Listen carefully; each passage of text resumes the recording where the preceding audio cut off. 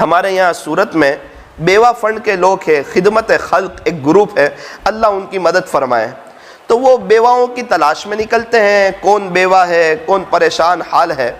تو ایک گھر میں دروازے کو دستک دی، دروازہ کھولا تو ایک لڑکی نے دروازہ کھولا، 14 سال کی عمر، اور 3 چھوٹے چھوٹے بچے تھے، 8 سال کا بچہ، 7 سال کا بچہ، 9 سال کا بچہ۔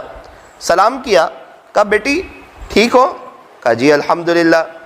یہ کون ہیں یہ 3؟ تو کہا میرے بھائی ہے۔ اچھا ماشاءاللہ آپ بڑی بہن ہو، یہ تینوں آپ کے بھائی ہیں، ابھی گھر میں آپ اکیلے ہو؟ کہا جی ہاں ہم اکیلے ہیں۔ تو آپ کے ابو کہاں ہیں؟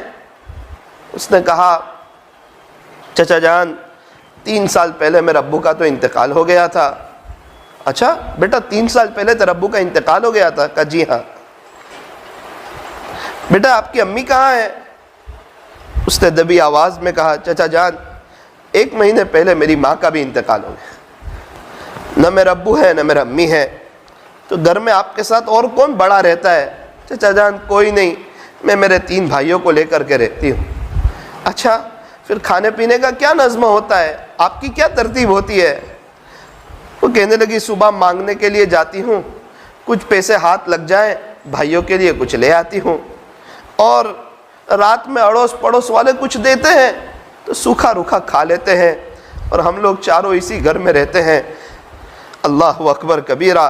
رات سونے کے وقت اس کے چھوٹے چھوٹے بھائی، معصوم بچے اپنی بہن سے پوچھتے ہوں گے کہ بہن میرا امی کہاں ہے، بہن ہماری امی کہاں ہیں، ہمارے ابو کہاں ہیں؟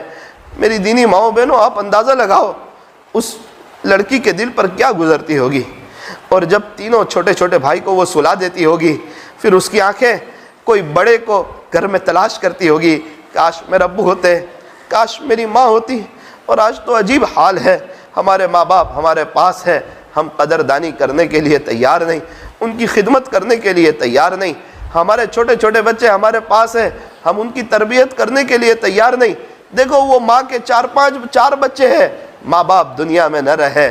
میری دینی ماؤں بہنوں، ماں باپ اللہ کی بہت بڑی نعمت ہے، بہت بڑی نعمت ہے۔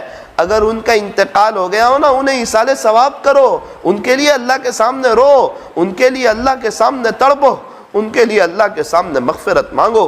اور اگر ماں باپ موجود ہو انہیں ایصال ثواب، اگر ماں باپ موجود ہو ان کی خدمت کرو، ان کا اکرام کرو، ان کا احترام کرو، ان کے سامنے نہ بولو، ہمیشہ ان کے سامنے ادب سے پیش آؤ، ان سے آگے نہ چلو، ان سے پہلے نہ بیٹھو، ان کو جو گوشت کی بوٹی پسند ہو وہ نہ کھاؤ۔ ماں باپ کی موجودگی میں موبائل کو ہاتھ نہ لگاؤ، ماں باپ کو اہمیت دو، ماں باپ کو اہمیت دو۔ فرمایا ماں باپ کا دل جیت لو کامیاب ہو جاؤ گے، ورنہ ساری دنیا جیت کر بھی ہار جاؤ گے۔ ماں باپ اس جہاں میں سب سے بڑی نعمت، سچ پوچھئے تو یہ ہے دونوں خدا کی رحمت۔ فرمایا ماں باپ کا دل جیت لو۔ اللہ تعالیٰ جن کے والدین کا انتقال ہو چکا ہو ان کی قبروں کو نور سے منور فرمائے، اللہ انہیں جنت الفردوس میں اعلیٰ سے اعلیٰ مقام عطا فرمائے، اور جن کے والدین موجود ہو اللہ انہیں صحت عاجلہ کاملہ دائمہ مستمرہ عطا فرمائے۔ والدین کو اولاد کی صحیح تربیت کرنے کی اور اولاد کو والدین کی خدمت کرنے کی اللہ توفیق اور سعادت نصیب فرمائے۔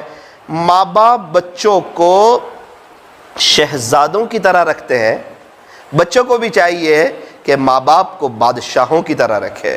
ماں باپ بچوں کو شہزادوں کی طرح رکھتے ہیں، بچوں کو بھی چاہیے کہ ماں باپ کو بادشاہوں کی طرح رکھے۔